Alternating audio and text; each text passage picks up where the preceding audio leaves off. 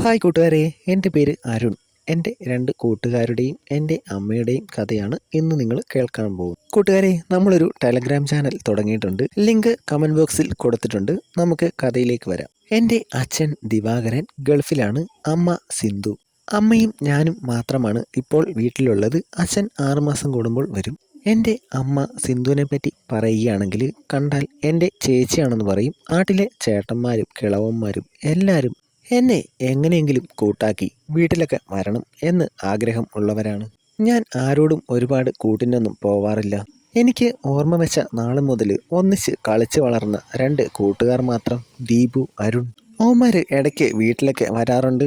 ഞങ്ങൾ നല്ല കൂട്ടാണ്. അമ്മയ്ക്കും അവരെ ചെറുപ്പം തൊട്ട് അറിയാം. ഞങ്ങളുടെ വീട് ഒരു ഗ്രാമപ്രദേശത്താണ്. അവിടെ അമ്പലത്തിലെ ഉത്സവമാണ്. അന്നാണിത് സംഭവിക്കുന്നത്. ഞാനും അമ്മയും വൈകുന്നേരമായപ്പോൾ ഉത്സവം കാണാൻ പോയി. പെട്ടെന്ന് എനിക്കൊരു കോള് വന്നു. ഞാൻ ഫോൺ എടുത്ത് നോക്കി. അവന്മാരാണ്. എടാ, നീ എവിടെയാണ്?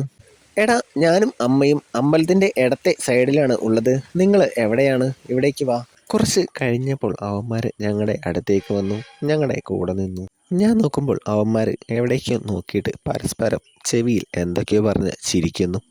ഏയ്, അങ്ങനെയൊന്നും ആയിരിക്കില്ല. അവന്മാർ വേറെന്തെങ്കിലുമൊക്കെ പറഞ്ഞ് ചിരിക്കുന്നതായിരിക്കും. കുറച്ച് കഴിഞ്ഞപ്പോൾ ആന അലറുന്ന സൗണ്ട് കേട്ടു.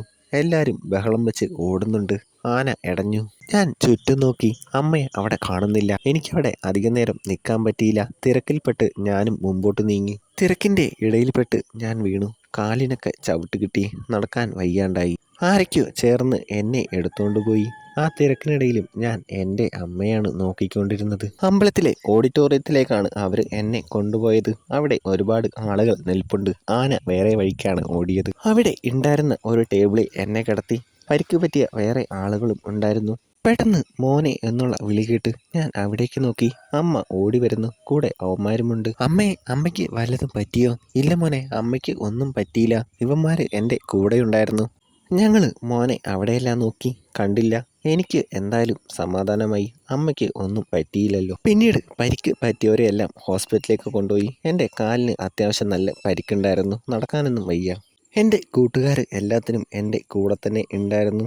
അങ്ങനെ ഒരാഴ്ച കഴിഞ്ഞ് വീട്ടിലേക്ക് വന്നു. 2 പേരുടെ സഹായമില്ലാതെ എണീക്കാനോ നടക്കാനോ ഒന്നും വയ്യ. അമ്മ എൻ്റെ കൂട്ടുകാരന്മാരോട് ചോദിച്ചു, എടാ, ഇവന് സുഖമാകുന്നത് വരെ നിങ്ങൾക്ക് ഇവിടെ നിൽക്കാമോ? അവന്മാർ സമ്മതിച്ചു. എനിക്കും സന്തോഷമായി. അങ്ങനെ ഒരു ദിവസം ഞാനും അവന്മാരും മാത്രമേ വീട്ടിലുള്ളൂ. അമ്മ അമ്പലത്തിൽ പോയിരിക്കുകയാണ്. രാവിലത്തെ പരിപാടികൾ എല്ലാം കഴിഞ്ഞു. ഞങ്ങൾ റൂമിൽ സംസാരിച്ചുകൊണ്ടിരിക്കുകയാണ്. കുറച്ച് കഴിഞ്ഞപ്പോൾ എനിക്ക് ഉറക്കം വന്നു. എടാ, എനിക്ക് നല്ല ഉറക്കം വരുന്നു. ഞാൻ കുറച്ച് നേരം ഉറങ്ങട്ടെ. ശരിയെടാ, എന്നാ നീ ഉറങ്ങിക്കൂ. ഞങ്ങൾ പുറത്തൊക്കെ ഒന്ന് പോയിട്ട് കുറച്ച് കഴിയുമ്പോൾ തിരിച്ചു വരാം.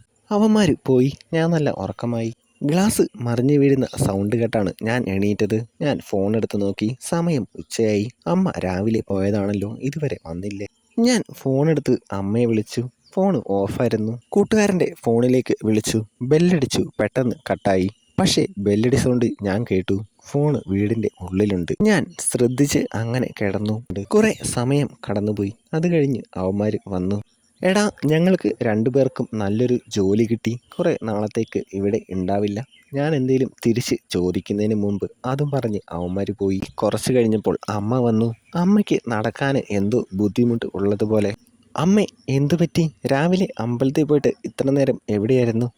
അമ്പലത്തിൽ പോയിട്ട് വരുന്ന വഴി ഒന്ന് വീണു. കാല് ഇടിച്ചാണ് വീണത്. കാലിന് നല്ല വേദനയുണ്ട്. അവിടുന്ന് ഹോസ്പിറ്റലിൽ പോയി. അതാണ് ഇത്രയും താമസിച്ചത്. ഞാൻ കൂടുതലൊന്നും ചോദിക്കാൻ നിന്നില്ല.